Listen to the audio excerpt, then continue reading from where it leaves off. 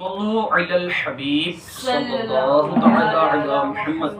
اس ہفتے کا رسالہ امیر اہل سنت نے جو ہمیں عطا فرمایا ہے، نیکی کی دعوت کیسے دے، تو کل ہم نے اس کے 5 پیجز سننے کی ہم نے سعادت حاصل کی تھی۔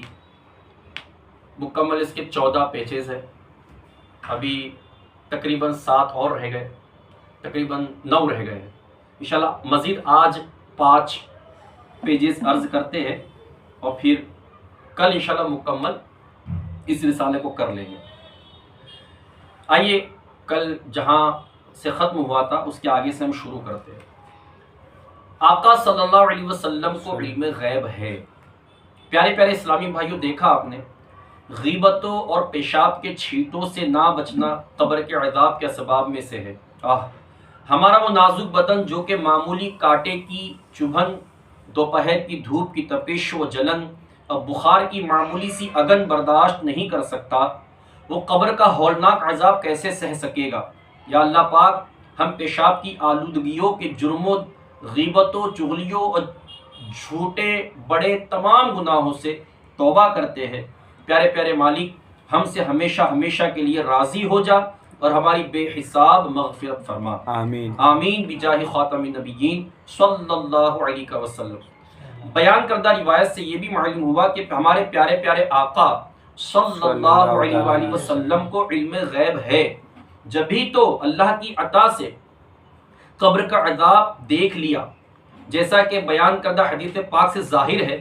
میرے آقا اعلیٰ حضرت امام اہل سنت مولانا شاہ امام احمد رضا خان فاضل بریلوی رحمۃ اللہ تعالی علیہ ہدایت کے بخشش شریف میں فرماتے ہیں، سر عرش پر ہے تیری گزر، دل فرش پر ہے تیری نظر، ملکوت و ملک میں کوئی شے نہیں وہ جو تجھ پہ عیا نہیں۔ مشکل الفاظ کے معنی: سر عرش یعنی عرش کے اوپر، ملکوت یعنی فرشتوں کے رہنے کی جگہ، عیا یعنی ظاہر ہونا۔ اس شعر کو آسانی کے ساتھ سمجھنے کی کوشش کیجئے۔ اس شعر کا مطلب ہے کہ یا رسول اللہ صلی اللہ علیہ وسلم، عرش کے اوپر اور فرش یعنی زمین کے اندر کا سب کچھ آپ صلی اللہ علیہ وسلم کے پیش نظر ہے، یعنی نظروں کے سامنے ہے۔ دنیا جہان میں کوئی بھی ایسی شے نہیں جو آپ صلی اللہ علیہ وآلہ وسلم پر ظاہر نہ ہو۔ پیارے پیارے اسلامی بھائیوں، نرمی سے جو کام ہوتا ہے وہ گرمی سے نہیں ہوا کرتا، اور مبلغ کو تو موم سے زیادہ نرم اور برف سے زیادہ ٹھنڈا رہنا چاہیے۔ ڈانٹ ڈپٹ اور جھاڑ جھپٹ کرنے سے کسی کی اصلاح ہونی مشکل ہے۔ حضرت امام محمد بن محمد غزالی رحمۃ اللہ علیہ احیاء العلوم میں نقل فرماتے ہیں کہ حضرت محمد بن زکریا رحمۃ اللہ علیہ فرماتے ہیں، ایک بار میں حضرت عبداللہ بن محمد بن عائشہ رحمۃ اللہ علیہ کے پاس حاضر ہوا۔ آپ رحمۃ اللہ علیہ نماز مغرب کے بعد مسجد سے گھر کی جانب روانہ ہوئے۔ راستے میں ایک قریشی نوجوان نشے میں دھت نظر آیا۔ اس نے ایک عورت کو پکڑ لیا، عورت چلائی، لوگ لپکے اور اس نوجوان پر ٹوٹ پڑے۔ حضرت ابن عائشہ رحمۃ اللہ علیہ نے اسے پہچانا اور لوگوں سے چھڑا کر شفقت کے ساتھ سینے سے لگا لیا، اپنے گھر لائے اور اسے سلا دیا۔ جب وہ جاگا تو اس کا نشہ اتر چکا تھا۔ اسے نشے کے دوران ہونے والے بے حیائی کے قصے اور پٹائی کا معلوم ہوا تو مارے شرم کے رو پڑا اور جانے لگا۔ حضرت ابن عائشہ رحمۃ اللہ علیہ نے اس کو روکا اور نہایت نرمی کے ساتھ نیکی کی دعوت دی اور احساس دلایا کہ بیٹا، آپ تو قریشی ہے، آپ کی خاندانی شرافت مرحبا، یہ تو غور فرمائیے کہ آپ کس عظیم ہستی کی اولاد ہے۔ بیٹا، اللہ پاک سے ڈریے اور ہمیشہ کے لیے شراب نوشی اور دیگر گناہوں سے توبہ کر لیجئے۔ وہ نوجوان اس پیار بھری نیکی کی دعوت سے پانی پانی ہو گیا اور اس نے رو رو کر توبہ کی۔ شراب اور دیگر گناہوں کے قریب نہ جانے کا پکا عہد کیا۔ آپ رحمت اللہ علیہ نے شفقت سے اس کا ماتھا چوما اور خوب حوصلہ افزائی فرمائی۔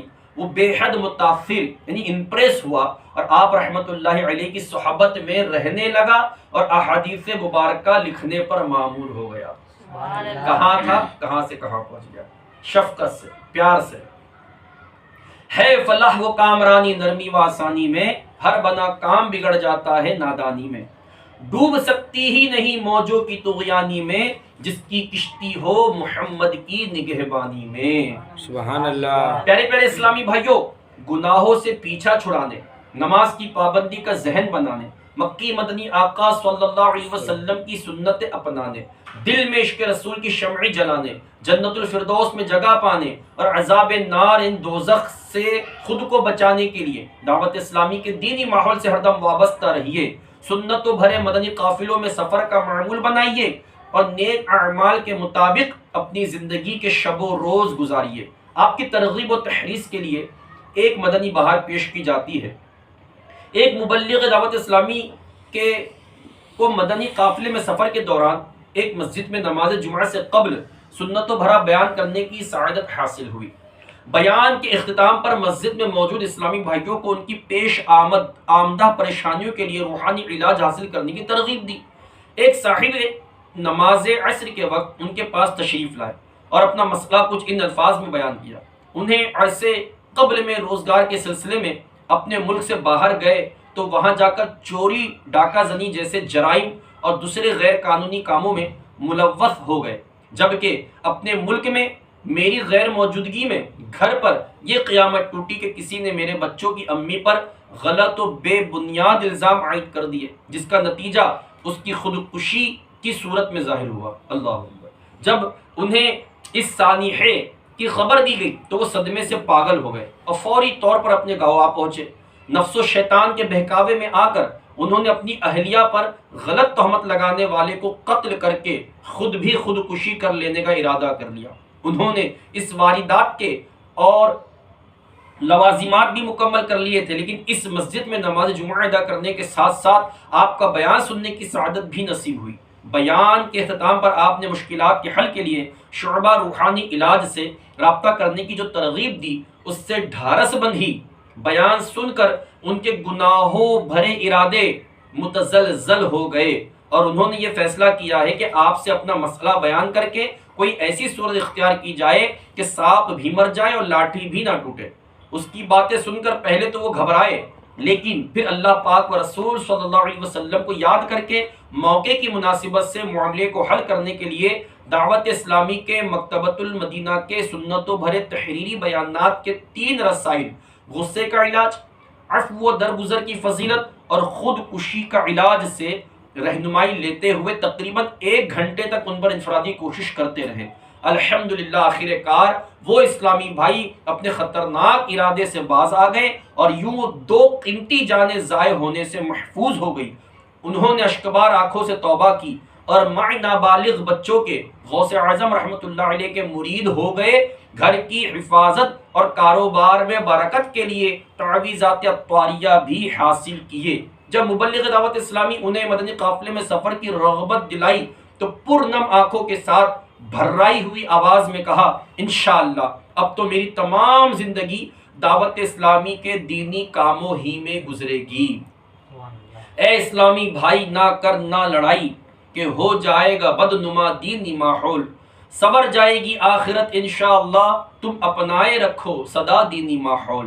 پیارے پیارے اسلامی بھائیوں، اس مدنی بہار سے جمعہ کے سنتوں بھرے بیان کی برکتیں معلوم ہوئی۔ دعوت اسلامی کے تمام ذمہ داران کو چاہیے کہ جہاں جہاں ممکن ہو جمعہ میں بدل بدل کر مبلغین کے سنتوں بھرے بیانات کی ترکیب فرمایا کریں، کیونکہ نماز جمعہ میں آنے والے کئی افراد ایسے ہوتے ہیں جو عموماً کسی بھی اجتماع میں شرکت نہیں کرتے۔ اس طرح ایسوں تک بھی دعوت اسلامی کا دینی پیغام پہنچ جائے گا اور کئی خوش نصیبوں کا دل چوٹ کھا جائے گا، اور انشاءاللہ وہ گناہوں سے تائب ہو کر 5 وقت کے نمازی بن جائیں گے، اور ان پر آپ کی مزید انفرادی کوشش انشاءاللہ انہیں مدنی قافلوں کا مسافر بناتی رہے گی۔ جیسا کہ ابھی آپ نے ملاحظہ فرمایا کہ معاشرے کا بگڑا ہوا زندگی سے بیزار شخص مبلغ دعوت اسلامی کے سنتوں بھرے بیان اور انفرادی کوشش کی برکت سے قتل مسلم سے باز رہ کر اور خودکشی کا ارادہ ترک کر کے تائب ہو گیا۔ افسوس، آج کل خودکشی کچھ زیادہ ہی عام ہو گئی ہے۔ اس کا ایک بہت بڑا سبب علم سے دوری ہے۔ داڑھی منڈوں یا جذباتی ماڈرن بے ریش لڑکوں، اسکول و کالج کے طالب علموں دنیاوی تعلیم یافتوں یا بے پردہ و فیشن قبیل عورتوں میں ہی خودکشی کا میلان دیکھا جا رہا ہے۔ آپ نے کبھی نہیں سنا ہوگا کہ فلاں دینی طالب علم یا عالم دین یا مفتی صاحب یا شریعت کی پابند پردہ نشین نیک بیوی نے خودکشی کر لی۔ دعوت اسلامی کے مکتبۃ المدینہ کی 472 صفحات کی کتاب بیانات عطاریہ حصہ دوم صفحہ 404 تا 406 پر ہے، گناہوں کی کثرت اور احوال آخرت کے معاملے میں جہالت کے سبب افسوس ہمارے وطن عزیز میں خودکشی کا رجحان بڑھتا ہی چلا جا رہا ہے۔ ایک رپورٹ کے مطابق دنیا میں ہر 40 سیکنڈ میں خودکشی کی ایک واردات ہوتی ہے۔ اللہ مان والحفیظ۔ اللہ پاک ہم سب کو خودکشی جیسی حرام عمل سے محفوظ رکھے اور ہمیں اس کی رضا پر راضی رہ کر دینی ماحول سے وابستگی نصیب فرمائے۔ صلو علی الحبیب صلی اللہ علی محمد صلی اللہ علیہ وسلم۔